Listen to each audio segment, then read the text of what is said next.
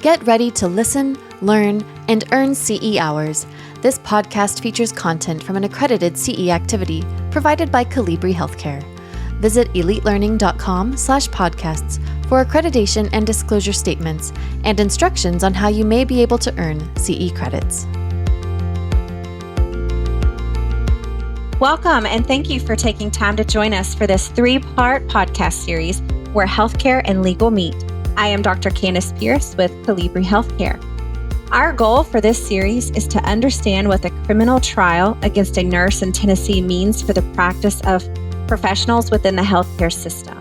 Throughout the series, we're going to focus on the intersection of healthcare and the law. And in doing so, we are going to review the legal definition of negligence, the impact of culture on reporting systems within hospitals, how we can support healthy and safe work environments, the impact of criminal lawsuits against healthcare professionals who have made errors, and how we can make improvements to healthcare systems to help reduce errors, while also protecting ourselves as healthcare professionals from potential litigation. I'm joined today by 2 experts in both the legal and healthcare sectors, Dr. Margaret Carno and Dr. James Stowe. Dr. Margaret Carno, she currently practices in academia, teaching in graduate programs and in the clinical world as a pediatric nurse practitioner. She has a master's in jurisprudence, earned a PhD in nursing, and is a fellow of the American Academy of Nursing. Can you tell us a little bit more about yourself, Dr. Carno? Sure, Candace. And please call me Margaret. I also have a master's in business administration, along with, as you said, my master's in jurisprudence in health law studies. My background has been in pediatric critical care, and I have also completed a postmaster's in pediatric primary care nurse practitioner and acute care nurse practitioner. I've taught graduate ethics and public policy, along with undergraduate ethics and public policy. Those are some great achievements there, Margaret. I am really betting you do not have much free time since you're in the clinical and academic worlds. No, but this is an important topic. Well, I want to say thank you for finding some time to talk with us today. We also have Dr. James Stowe joining us. Dr. Stowe finished his nursing degree and decided to pursue a Doctor of Jurisprudence. Currently, he serves as a director of an emergency department in Alabama. But before, you were a practicing attorney. So why did you decide to return back to the clinical setting? Candace, that's an interesting question. I get it quite often. I really enjoyed practicing law and did so for a number of years. But my true passion was being at the bedside and taking care of patients, and it just kept calling me year after year. And so I decided to jump from the frying pan to the fire and get back into the hospital. And while it's always an interesting day in an emergency department, it was really the right decision for me. That's awesome. Thank you for sharing and for taking time to be here with us today, Dr. Stowe. So as you can see, we have the privilege of having 2 experts in healthcare and law with us. So we're going to start with the discussion of the Nashville, Tennessee nurses' verdict, which I'm sure we've all seen in the news over the last few weeks, months, and probably will continue to see over the next few years. Can you give the audience just a quick overview of what brought about this conversation that is going on all over the nation, that RaDonda Vaught trial? Sure, Candace, I would be happy to. So in December of 2017, there was a situation where a nurse administered IV vecuronium instead of Versed. The patient involved with this patient error was withdrawn from life support and passed away. Then in January, the hospital fires the nurse for not following the 5 rights of medication administration. Also, late that January, the hospital settled with the patient's family, and there was a do not disclose about the error. Public plea or the settlement. Then in October that year, there was an anonymous whistleblower that alerted state and federal agencies to the error. In October also, the Tennessee Department of Health, their nursing board, decided not to pursue disciplinary actions against the nurse, and sends a letter to the hospital and the nurse affirming this decision. And I do want to stop to say this is all public knowledge within the public domain. Then late October, November, in response to the whistleblower, Centers for Medicare and Medicaid, or CMS systems, conducted a surprise hospital inspection, which they are allowed to do. Then in later that same month, November of 2018, CMS releases details of the error and the hospital submits a plan of correction. February of 2019, the Nashville prosecutor decides to charge the nurse with criminal reckless homicide and impaired adult abuse. March, the state investigators allege that the nurse at that time made 10 separate errors in connection with the medication error, including overlooking warning signs. In September, the Tennessee Department of Health, their nursing board reverses the prior decision not to pursue disciplinary charges against the nurse and charges her with unprofessional conduct, abandonment, neglecting a patient, and failing to document the error. In 2020, there were delays in the trial and disciplinary hearing due to our friend COVID. In March of 22, the trial started. The end of March, the jury found the nurse guilty of criminal negligent homicide and abuse of an impaired adult.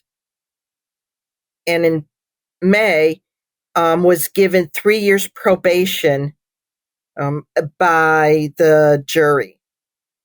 So that is a brief summary of the cases.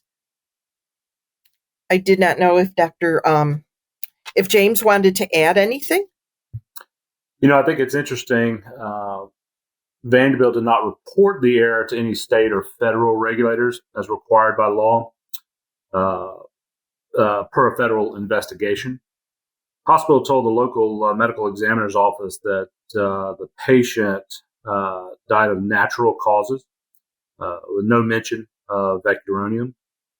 And that's according to the patient's death certificate and the Davidson County Chief Medical Examiner. So there are some concerns throughout this event, all the way through from time the event occurred, all the way through reporting in the aftermath. Absolutely. So I've heard other healthcare professionals refer to this case as that cornerstone trial, that trial that's going to turn the tides of healthcare as far as criminal versus civil suits. And I've seen a few more lawsuits that have come out this year specifically against nurses, not necessarily against physicians yet. But do you think that this will be a historical case in that respect? I'm not sure, to be honest. There's so many factors here, which also include the healthcare system. I hope it does not. Nurses and all healthcare professionals work very hard to prevent errors, but we are also humans and not machines. And I will be honest, you can bring a lawsuit, and James can probably elaborate on this, but that doesn't mean it's going to be successful or that it's actually going to go through the court system. Margaret, I agree. The great thing about our legal system is anyone can seek justice for themselves, and that pretty much means anyone can bring any lawsuit. But the lawsuits have to have merit to proceed. And then there's rules of law that have to follow, and that's why we have trials to determine the outcome. But I do think the impact of this case, at least initially, is going to rest a little bit on the verdict that was handed out. I think everybody waited with bated breath as far as, was the nurse in this case going to spend or get sentenced to jail time? And the fact that she was given 3 years probation when she could have spent some significant time in jail lessened the impact a little bit. But when I say that, I don't mean to say that it's less of an impact nationally, because I think what it does is it opens the door, and it opens the door to people using this verdict in a number of different ways. There's techniques in the law where you can wait till a criminal trial is completed because of the standard of care, and once it's completed, if you want to pursue a civil action after that, you've already established the burden of proof. So it's much easier to proceed with a civil trial following a criminal trial. So I think this opens the doors, like Candace mentioned, where we are going to see things down the road. So where it ends up, I'm not real sure, but the immediate impact, I think, is lessened by the punishment handed out. Long-term impact is going to be quite interesting to watch and see. So a word that I continually heard being brought up through this case was negligence. And two words that I'm continuing to hear you talk about are civil and criminal. So can you help us understand what those words mean? What is the difference between civil negligence and criminal negligence? Well, you basically have to break it down into negligence. And negligence in its core, we always hear in the medical world, medical malpractice. That's kind of the quote unquote term. If you want to bring it into the legal realm, it's really medical negligence. And medical is just the arena where the negligence occurred. It could be construction negligence if you're building a home and there's issue. It could be any number of things that could be negligent. Negligent is basically torn down into or broken apart into 5 elements, and that is a duty, a breach.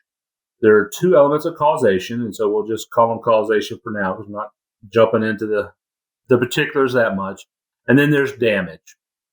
So for the sake of today, we're going to say there's 4 elements: duty, a breach, causation, and damage.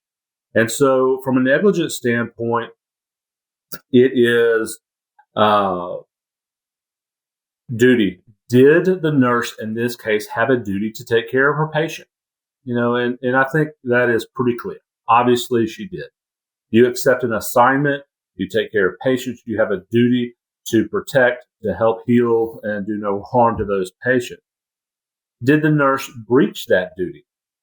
The trial lasted 4 days, and it was a very quick verdict. So I think the jury, in this case, determined yes, she did breach it, and that's a pretty easy conclusion. And what I think a lot of medical professionals, and maybe specifically nurses, don't understand is when we fail to follow a policy or procedure or education that a hospital has provided, we're breaching that policy. We're breaching the hospital's best practices. So we're breaching that duty that we're supposed to uphold. Causation is kind of very, very simply put, did me not doing something or doing something the wrong way cause a damage? And that damage is typically harm in the healthcare setting. Was the patient harmed?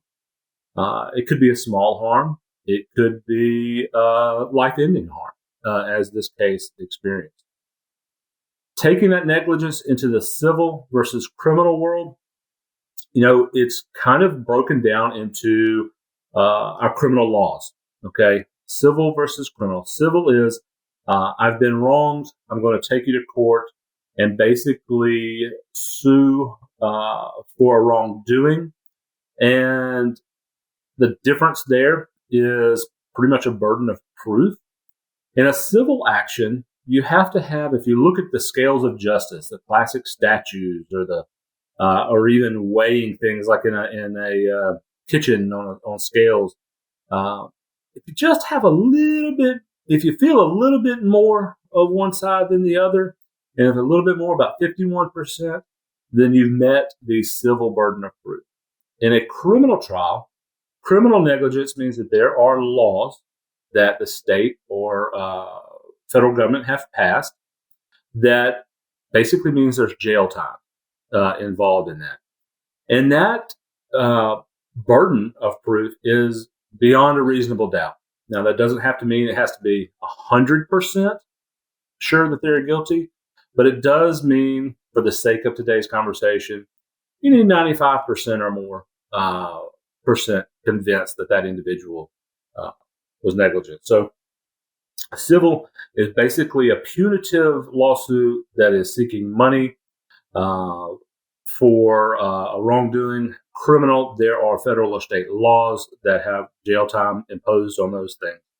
And the burden of proof is a little bit different. But the core negligence element, the duty, breach, causation, and damage is still the same. So what I think I'm understanding is really it doesn't matter if it was intentional or not intentional, it would still be seen as negligent, correct? That's correct. It's really interesting. A lot of nurses, respiratory therapists, pharmacists, physical therapists, techs, patient care techs from the hospital, when you go to talk to people about an error, many times they'll come right out and say, "Well, I didn't mean to do that. It was just an accident." And it's really interesting. These laws aren't written with an accident. It's very subjective. Did you have a duty? Did you breach that duty? And did your breach of that duty cause a harm? And so it is very eye-opening for a lot of individuals to realize that, an accident is an accident, and accidents do happen. But when you take it into the court system, it's much more objective and not taken into account. So accidents are going to happen, but it's unfortunate that the elements take an accident and a non-intention out of consideration. So in this case, it appears that the nurse did acknowledge the mistake. She acknowledged that it was not intentional.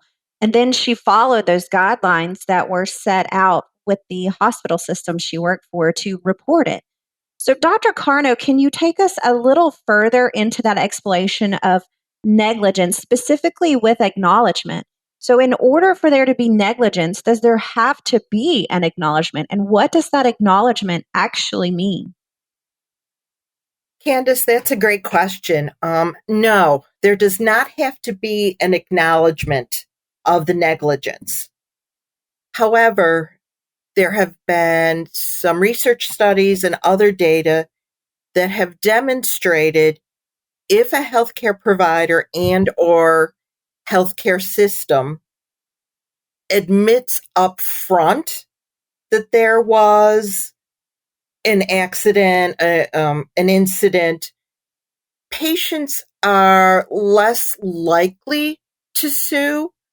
So I can't, you still have the criminal issue, but from the civil perspective, when a provider, a healthcare professional, a healthcare system acknowledges that a mistake was made, and then they say what happened, exactly what happened, but they also include, what is the follow-up for this? What is the system as a healthcare system looking at? How are they going to prevent this in the future? What are they going to do for that individual patient? Are they going to monitor that patient? Are they going to provide their care for free because of the negligence? That open, honest communication that years ago, as a nurse, I was told never to admit my mistake if I made a mistake to the patients. Now the change with this concept of just culture means that as a nurse, I report my mistakes in the system. With guidance from the system, I admit my mistake to the patient. We discuss what's going to happen. We discuss the follow-up. We discuss what the institution is going to do to prevent this in the future.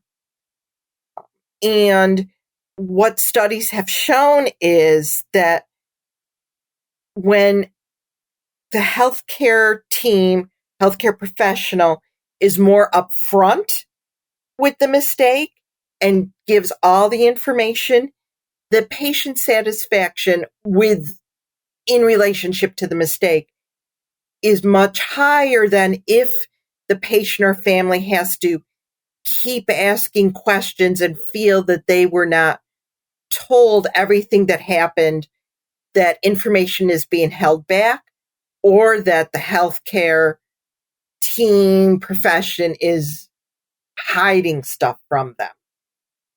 Right.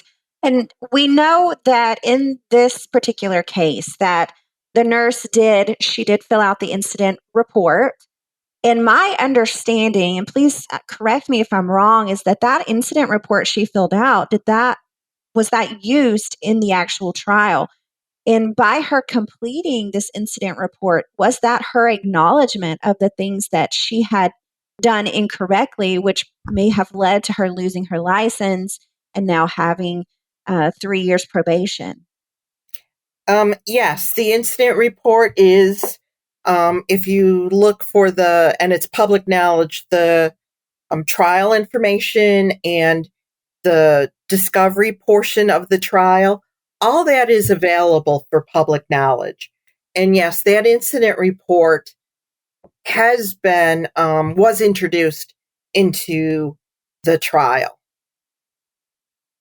Now, I've always been told that incident reports are to be non-punitive and actually to be kind of anonymous in a way, so to say, when you complete those. So when did incident reports become punitive? And is this something that healthcare professionals should keep in mind when they're completing these incident reports?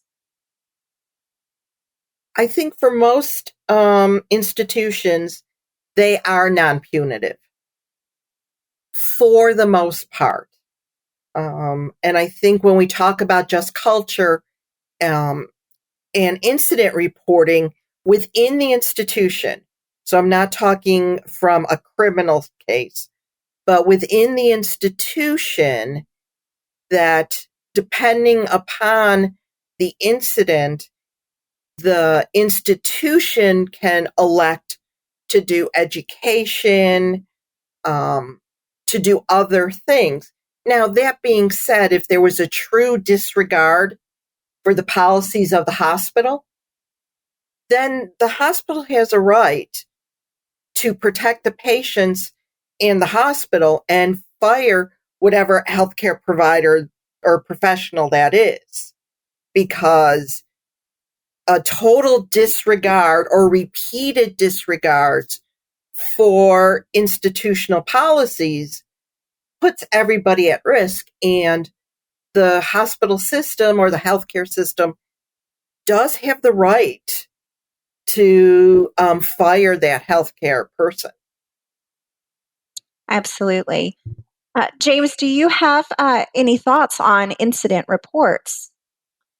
It's really interesting. As a current director, we, and having been a director in some very large for-profit institutions, some not-for-profit institutions, independent, a number of them in multiple states, it is interesting that most all of these organizations have a pretty robust system for reporting incidents or events.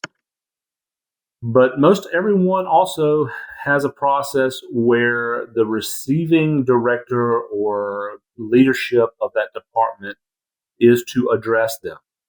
So what we have is objective data coming to, or allegations coming to a director that they then follow up on. And then it's up to the director or the leadership of those departments to then, in turn, decide which level of discipline to hand out. So unless there is a defined just culture, and not just a broad brush just culture of let's report these incidents, let's educate, let's really learn from our errors, but a granular down to each specific department process where I know that I'm going to follow a certain defined algorithm when distributing discipline, where only gross negligence, only those things that are truly out there that harm the patient really get the tough punishment, and that we then support the nurse for acknowledging a issue, a mistake, an error, and then create learning opportunities from that. It comes down to medicine is one of the few areas where we can apply the same hard laws and rules for everybody, criminal, civil, all that kind of good stuff. But if we don't actually take the time to stop, educate, and approach it from a learning aspect, then we're not going to prevent those things in the future. So it's just a very different business than most others. That's all the time we have for episode 1. But I think that brings into the discussion something really important, and that's culture, which we will discuss in episode 2. In this first episode, we discuss the definition of negligence and the acknowledgement of our mistakes. Please join us for episode 2, where we will take a closer look at culture and the effects that an unhealthy or toxic culture can have within healthcare, especially when there's a fear of legal repercussions. This is Candace Pierce for Colibri Healthcare.